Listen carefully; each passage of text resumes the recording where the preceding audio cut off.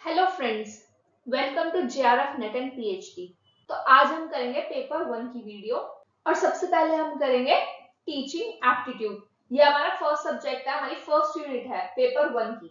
और इसके अंदर हमारे ऑलमोस्ट 6 यूनिट्स हैं। तो आज हम फर्स्ट यूनिट कवर करेंगे सिलेबस की, जिसमें हमारा कवर होगा concept, objectives, levels of teaching, जहां से क्वेश्चन आता ही आता है लेवल्स ऑफ टीचिंग से। जून 2025 में भी लेवल्स ऑफ टीचिंग से क्वेश्चन आया है। And characteristics and basic requirements, और लास्ट में हम करेंगे पीवाईक्यूज और प्रैक्टिस क्वेश्चंस। तो सबसे पहले स्टार्ट करते हैं ऑब्जेक्टिव्स ऑफ टीचिंग। तो देखो, इसमें सिंपल ये है कि टीचिंग का ऑब्जेक्टिव क्या है, क्यों करते हैं हम टीचिंग।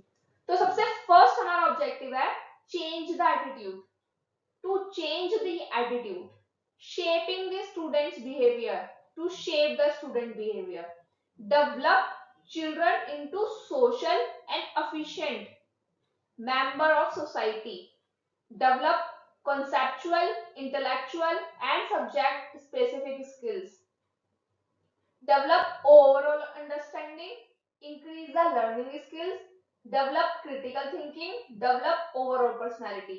तो हमारा क्या होगा, to change the attitude, student behavior, social and efficient member of the society, conceptual, intellectual, subject specific skills, understanding, learning skills, critical thinking and overall personality। तो यहां से आपको क्वेश्चन दे देते हैं लोग, तो आपको ये क्लियर होना चाहिए कि चेंज द एटीट्यूड भी एक ऑब्जेक्टिव है, स्टूडेंट बिहेवियर भी एक ऑब्जेक्टिव है, develop children into social and efficient member of the society भी एक ऑब्जेक्टिव है। तो ये सब याद होने चाहिए।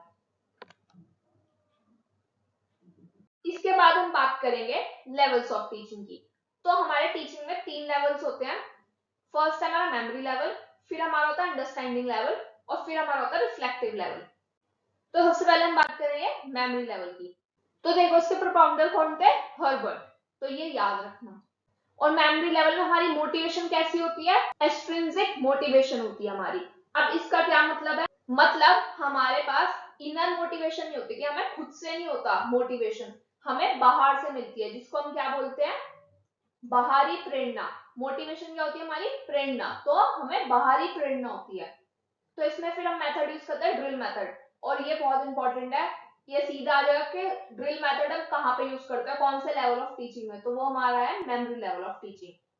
ठीक है, यहाँ पे ही हम ऑडियो विजुअल का यूज करते हैं, fill ups, fill in the blanks, ये सब हमारा मेमोरी लेवल में आता है। एमसीक्यू, और हमारे यहाँ पे स्टूडेंट का रोल कैसा होता है, पैसिव, पैसिव रोल होता है यहाँ पे स्टूडेंट का, एक्टिव रोल नहीं होता। एक्टिव हमारे बाकी लेवल्स में भी हम पढ़ेंगे, तो वहां पे आएगा कि स्टूडेंट का एक्टिव रोल है। यहाँ पे स्टूडेंट का रोल पैसिव होता है, ये हमारा पैसिव रोल। और यहाँ पे हमारी क्या होती है, रूट मेमोराइजेशन। अब ये रूट मेमोराइजेशन क्या होती है, तो ये होता है रट कर याद करना, जो बोला वो रट लिया, रट रट के याद करना। मतलब जैसे हमने अपनी फर्स्ट क्लास में किया है कि जो मैं बोला वैसे हमने सेम का सेम वैसे आंसर याद कर लिया, वन वर्ड याद कर लिया, या लॉन्ग आंसर हो तो सेम वैसे ही रटा, वैसे याद कर लिया, अपना दिमाग लगाया ही नहीं। और ये भी पूछ लेते हैं कि फ्लैश कार्ड कहाँ पे यूज होते हैं, तो फ्लैश कार्ड भी हमारे इसी लेवल ऑफ टीचिंग में यूज होते हैं। फिर सेकंड आता है हमारा अंडरस्टैंडिंग लेवल ऑफ टीचिंग। इसके प्रोपाउंडर कौन थे, मॉरिसन, उसके कौन थे, हर्बर्ट, और इसके मॉरिसन। यहाँ पे हमारी इंस्ट्रिंग और एक्सट्रिंग मोटिवेशन होती है, मतलब यहाँ पे हमारी बाहरी और अंदरूनी दोनों टाइप की मोटिवेशन होती है। और यहाँ पे जो हमारा स्टूडेंट का रोल है, देखो वहां पैसिव था, यहाँ पे हमारा एक्टिव रोल हो जाता है। और यहाँ पे हमारा क्या होता है, relationship between facts and concept आने लगता है। और ये लेवल हमारा कहाँ पे होगा, अपर प्राइमरी, मिडिल और हायर एजुकेशन में। वो अंडरस्टैंडिंग लेवल होती है, जहां हम अंडरस्टैंड करने लगते हैं चीजों को, ना कि सिर्फ रटते हैं, रूट मेमोराइजेशन नहीं होती है वहां पे। यहाँ पे हमारा पॉजिटिव और नेगेटिव कॉन्सेप्ट होता है, हर सिचुएशन में अप्लाई करते हैं पॉजिटिव और नेगेटिव कॉन्सेप्ट। और देखो, जो हमारा मेमोरी लेवल होता है ना, वो टीचर सेंट्रिक होता है, वहां पे टीचर का भी मेन रोल होता है, टीचर का एक्टिव रोल होता है। लेकिन जो हमारा अंडरस्टैंडिंग लेवल होता है, यहाँ पे टीचर का भी और स्टूडेंट का भी, यहाँ पे टीचर सेंट्रिक और स्टूडेंट सेंट्रिक दोनों मॉडल्स होते हैं। और ये क्या रहता है कि सब्जेक्ट मास्टरी किसका पार्ट है, तो ये अंडरस्टैंडिंग लेवल का पार्ट है। फिर हमारा आता है थर्ड लेवल जो हमारा रिफ्लेक्टिव लेवल, जब हम चीजें रिफ्लेक्ट करते हैं। तो हमारा किसने परफॉर्म किया? हंट ने। यहाँ पे role of the teacher is democratic in nature, problem solving skills, intrinsic motivation आ जाती है यहाँ पे, मतलब अंदरूनी।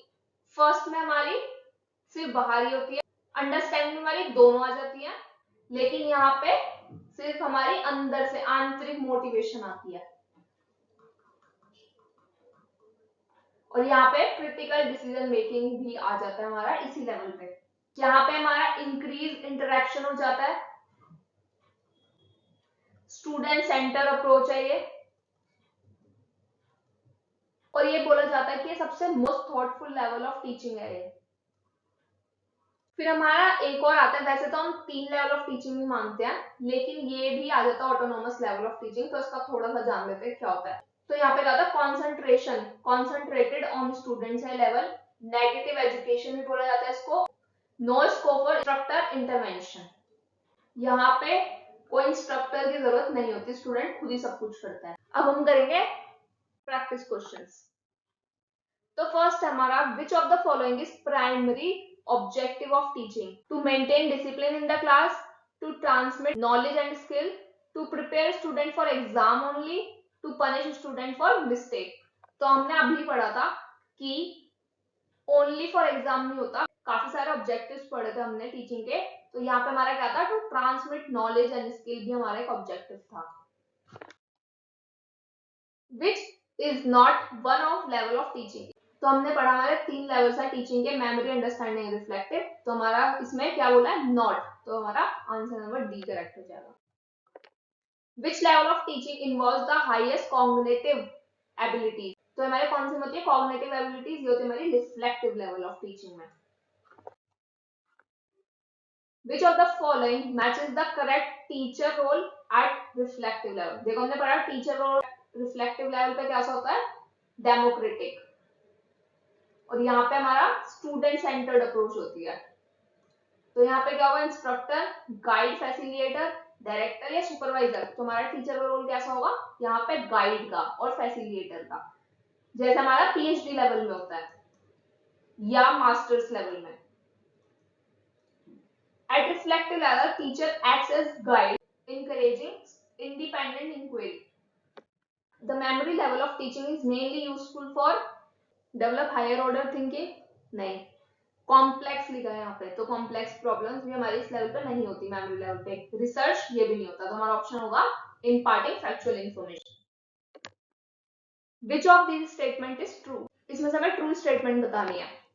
Teaching aims at behaviour modification, ये भी हमने पढ़ा था हमारे ऑब्जेक्टिव्स में। तो teaching is a one way process, नहीं। Teaching and learning are independent process, नहीं होता ये भी। Teaching and no psychological base, ये भी गलत है। तो हमारा क्या है? Behaviour modification. फिर हमारा आता है PYQ. In which level of teaching the teacher encourages student confront legal problems and find solution. कौन सा लेवल ऑफ टीचिंग में आता है? जब स्टूडेंट्स को टीचर इंकरेज करता है कि आप रियल प्रॉब्लम और सॉल्यूशन फाइंड करो। तो ये हमारा होता है रिफ्लेक्टिव लेवल, जो हमारा फाइनल लेवल ऑफ टीचिंग है। फिर हमारा आता है मैच द फॉलोइंग। तो जो हमारा मेमोरी लेवल होता है उसमें हमारे टीचर का रोल कैसा होता है? कंट्रोलर का। ये हमारी टीचर सेंटर्ड अप्रोच है। फिर हमारा अंडरस्टैंडिंग लेवल पे कैसा होता है? यहाँ पे एक्सप्लेन करता है टीचर, लेकिन हमने अभी पढ़ा जो हमारा रिफ्लेक्टिव लेवल है वहां पे फैसिलिटेटर का रोल होता है टीचर का। तो ऑप्शन नंबर ए करेक्ट हो जाएगा। Which of the following is not a characteristic of good teaching? इसमें लिखा है not. It involves student actively, it emphasizes memory more than understanding, it aims at holistic development, it is planned and systematic। तो ये वाला option जो हमारा वो हमारा गुड टीचिंग का कोई कैरेक्टरिस्टिक नहीं है कि emphasize memory more than understanding। Understanding पे ही हमारा फोकस किया जाता है ज्यादा। So that's all for the video. और नेक्स्ट वीडियो में हम ब्लूम टैक्सोनॉमी डिस्कस करेंगे। और अगर किसी का पेपर 2 का लॉ का सब्जेक्ट है तो उसकी प्लेलिस्ट भी अपलोड हो गई है चैनल पे। तो थैंक्स फॉर वॉचिंग।